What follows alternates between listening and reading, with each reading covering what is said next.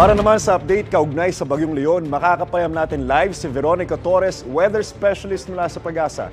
Ms. Veronica, good morning po. Magandang umaga din po sa inyo, pati na rin po sa ating mga taga-subaybay sa unang hirit. Bakit po kaya lumaki yung posibilidad na maging super typhoon itong si Bagyong Leon? Opo, ito kasing si Leon ay nasa may karagatan pa rin. Nagsimula siya sa dagat at habang tumatawid siya or habang nasa may Philippine Sea siya sa east natin, ay nakakaipon siya ng lakas. Kaya ngayon, although in the next 12 hours, posible itong maging mapunta sa typhoon category, hindi pa nga rin ma-rule out yung super typhoon na posible itong mag-super typhoon habang papalapit sa Batanes. Ibig sabihin ba nito mas matindi po sa Bagyong Christine yung posibleng pinsala nito ni Leon?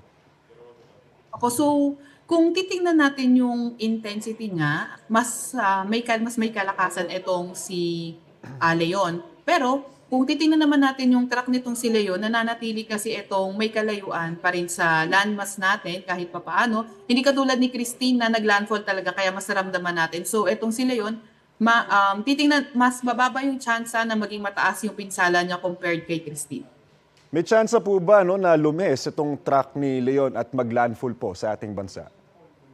Opo. So, ang nakikita natin, kasi sa area, kung titingnan natin yung track nitong si Leon, yung sentro niya, may kalayuan naman sa landmass natin. Pero, yung area of probability or kapag nagkaroon ng shift, yung direction ng bagyo, ay hagip yung mga nasa extreme northern Luzon area. So, yung landfall or close approach sa may Batanes, Babuyan Islands, ay hindi pa nga rin natin nirurule out.